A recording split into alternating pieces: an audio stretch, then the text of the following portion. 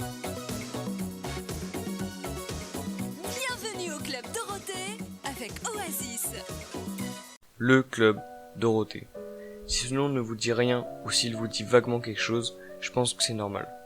Bienvenue dans une nouvelle vidéo et aujourd'hui je vais vous parler d'une des plus grandes émissions françaises diffusant des animés à la fin des années 1980, le Club Dorothée.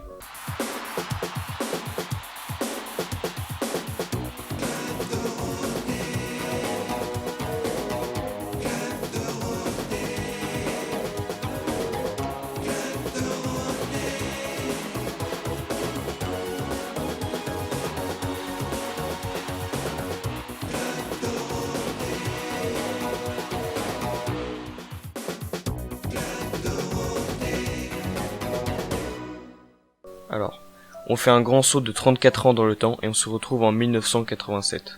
À cette époque, il faut savoir que le nombre d'animés diffusés en France, il était minime, parce que c'était encore un genre très sous-estimé et très controversé.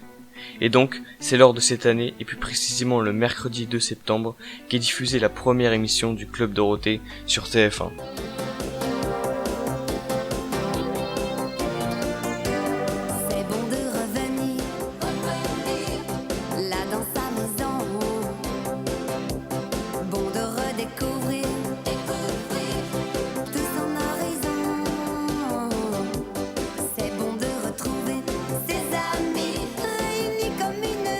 Alors, petite parenthèse sur le nom pour que vous compreniez mieux. Le nom il vient de la directrice des programmes de jeunesse de TF1 qui en fait s'appelle Dorothée. Oui, elle s'appelle vraiment Dorothée. Et pour les plus vieux d'entre nous, en fait, ce nom il vous dit peut-être quelque chose, car en fait avant c'était la directrice des programmes de jeunesse et elle présentait une émission qui s'appelait Récréa 2 et qui était diffusée sur Antenne 2. Alors au départ, en 1997, il existait seulement 3 émissions qui étaient toutes bien distinctes. On avait Dorothée Matin, une émission qui était diffusée le mercredi matin, Dorothée Après-midi, pour l'émission du mercredi après-midi, et pour la dernière, Dorothée Dimanche, pour une émission diffusée le dimanche. Donc à partir de 1988, il décide de regrouper toutes les émissions en une, nommée Club Dorothée, qui sera donc diffusée le lundi, le mardi, le jeudi et le vendredi en fin d'après-midi. Et très vite, c'est forcément un succès. Le Club Dorothée commence à prendre de l'ampleur. En fait, si vous voulez, il arrive à réussir différentes classes d'âge et différentes classes sociales, et forcément, ça contribue énormément à son succès. Et donc, en soi, si l'émission a du succès, il va forcément y avoir un allongement des heures de parution à l'antenne.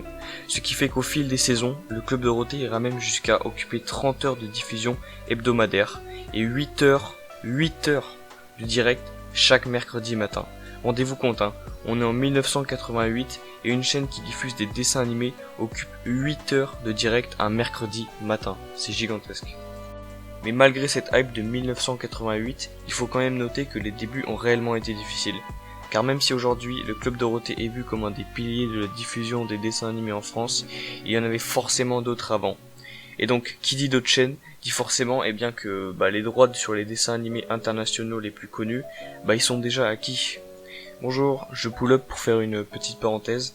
Alors, il faut savoir que avant, quand une chaîne avait les droits sur un animé, c'était pour toute l'Europe. Donc en fait, si une chaîne avait le droit sur un animé que vous vouliez diffuser, animé, je parle dessin animé, bref, c'est dans toute la catégorie quoi. Si vous voulez le diffuser, vous ne pouvez pas. Soit il fallait leur racheter, ce qui était très compliqué, soit tu fais avec ce que t'as en fait. Voilà. Donc aujourd'hui je pense que c'est différent la législation, mais avant c'était comme ça. Et donc vu que le Club Dorothée il avait pas les droits sur certains dessins animés, il va se retrouver à diffuser des vieilles rediffusions du stock de TF1. Mais en fait, ce qui devait être une faiblesse, ça devient une force car tous ces dessins animés, ce sont des masterclass en fait. Ils sont hyper connus. Bon, peut-être pas pour vous, mais je vous promets que vous allez dire à vos parents Candy ou Goldorak, et je vous jure que pour la plupart, ils vont lâcher un petit sourire. Mais lors de la rentrée 1988, AB Productions, oui, ce nom vous dit forcément quelque chose, et le Club Dorothée réussissent à obtenir un stock important de droits sur les dessins animés pour la plupart japonais. Et ils ne le savent pas encore, mais ces dessins animés qu'ils viennent d'acquérir vont contribuer à ce que je considère comme l'âge d'or du Club Dorothée. Et là, je vous vois derrière votre écran, vous avez la grosse boule de sueur, car vous êtes en train de vous demander, mais quels sont ces animés? Eh ben moi, je vais vous dire un seul truc. Réfléchissez bien. Des animés connus, sortis en 1980. Cela me dit vaguement quelque chose. Bon, bravo à ceux qui ont trouvé, et pour le reste, vous devez être vachement frustrés à l'instant. Je dirais même que vous avez les boules. Oui, les boules de cristal.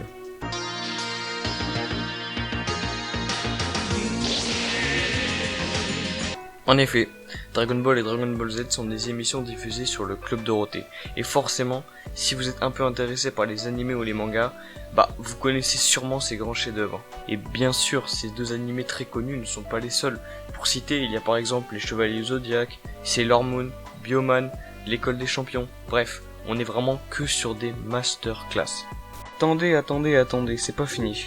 Vous vous rappelez tout à l'heure, quand je vous ai parlé d'une des chaînes qui avait beaucoup de droits en Europe sur les dessins animés? Eh bien cette chaîne, c'est la 5. Et donc pendant de nombreuses années, le Club Dorothée et la 5 vont se livrer une guerre sans merci. Mais c'est au début des années 1991 que Silvio Berlusconi, oui c'est un italien, Jojo fan mais j'ai du mal, le directeur de la 5, il sent que le navire coule et décide de vendre tous les droits de dessins animés historiques de la 5 à son rival de toujours, le Club Dorothée. Donc en gros, à partir de ce moment, le Club Dorothée il se met super bien, parce qu'il a presque tous les droits des dessins animés en Europe, plus les droits des dessins animés historiques de la 5. Donc c'est les dessins animés qui sont légendaires, qui sont passés sur la 5. Donc il a tout. Et donc du coup, après cette victoire, c'est pendant de nombreuses années l'âge d'or du Club Dorothée, je dirais même le calme avant la tempête.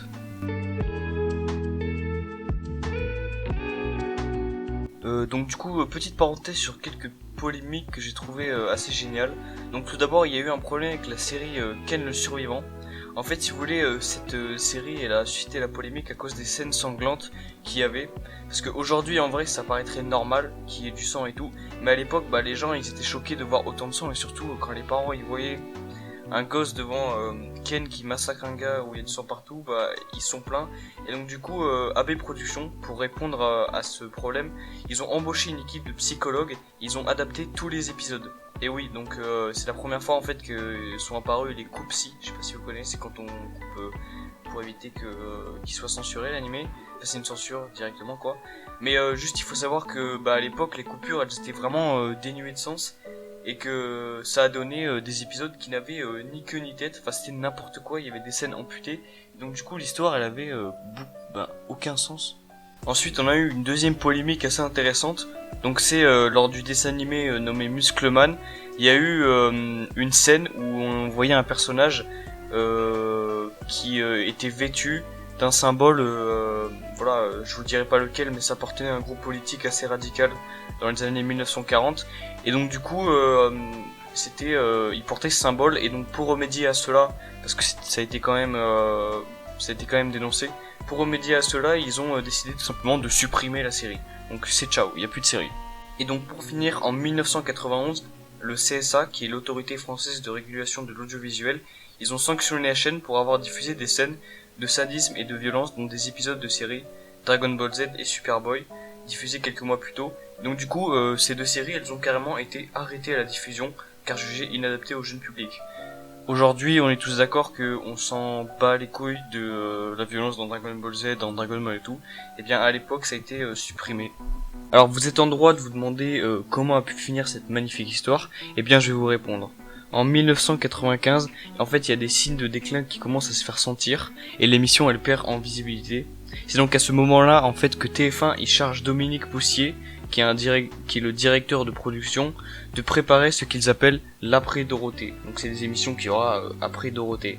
Et s'ensuit la suppression de l'émission quotidienne du matin dès janvier 1995. Après ça, donc l'émission du mercredi après-midi se voit réduire considérablement des heures jusqu'à être supprimée en 96. En gros, à ce moment-là, on sent que le Club Dorothée il meurt à petit feu. Et donc à la fin, le club ne présente plus beaucoup d'émissions, dont une le samedi de 7h à 8h30. Donc vous vous rappelez les 6h et tout, là c'est plus qu'1h30. Suite à cela, on va avoir de multiples événements qui vont réduire les heures du passage du Club Dorothée. Et donc on en vient enfin à la question, comment s'est-il arrêté le Club Dorothée? En fait, si vous voulez, la réponse à la question est un peu floue, parce qu'en fait d'un côté certaines personnes accusent Ségolène Royal comme coupable de l'arrêt du Club Dorothée, car dans son livre elle avait accordé un passage à cette émission. D'ailleurs le nom du passage il est super émiliant, je vous le mets juste à l'écran, voilà. Et en fait ça décortique de manière assez critique certaines émissions comme Dragon Ball Z ou Ken le Survivant. Et en fait, pendant que tout le monde accusait Ségolène Royal, il y a un mec du nom de Corbier, il a pull up comme ça, et il a dit qu'en fait le Club Dorothée serait tout simplement arrêté par non-renouvellement de contrat en 97. Voilà, donc je sais que vu que je suis un bon présentateur, vous êtes sûrement accroché au Club Dorothée, et là vous allez insulter Ségolène Royal sur Twitter. C'est pas la peine, c'est pas sa faute, hein, c'est juste qu'il y avait plus de contrat, et ça s'est stoppé naturellement comme une émission doit se stopper. Et donc c'est ainsi que se conclut cette magnifique vidéo, j'espère qu'elle vous aura plu. J'ai mis longtemps à travailler dessus, j'ai mis longtemps à écrire et j'ai surkiffé. Donc voilà, je vous demande quand même si vous pouvez liker, mais voilà, je quémande pas des likes parce que j'ai passé beaucoup de temps. Donc du coup voilà, n'hésitez pas à liker, à vous abonner, à rejoindre mon Discord d'ailleurs. Attends, tu n'es pas sur le serveur Discord du gaming du soir ? Je ne comprends pas pourquoi tu n'y es pas. Il y a des notifs pour chacune des nouvelles vidéos. Ça c'est excellent monsieur. Il y a des grades à gagner. Ça c'est génial. Regardez-le lui, il est passé abonné suprême. Ça c'est excellent. Après moi en général j'aime pas trop frimer, mais moi j'ai un grade que vous n'aurez jamais. Et attention, il y a des concours. Regardez, moi j'ai gagné en plus. J'ai gagné 1000 € sur ma paye. Ça c'est génial monsieur. Et regardez-le lui, Timéo KBM là. Il a gagné Abo Suprême. Ça c'est un super cadeau ça. Je sais que t'es déjà convaincu mais c'est pas fini. Tu peux faire ta pub. Incroyable. Et attention, serre les fesses, tu peux parler directement avec ton idole. Regardez-le, il est tout le temps là. Tu peux lui parler quand tu veux. Il est tout le temps là. Et là t'es en train de te dire que rejoindre un si beau serveur, ça t'a coûté des millions. Mais c'est gratuit mon gars. C'est gratuit. Alors rejoins maintenant. Voilà. Et ben sinon c'était tout. Peut-être partager-le en masse. Comme ça je deviens connu et j'ai beaucoup d'argent.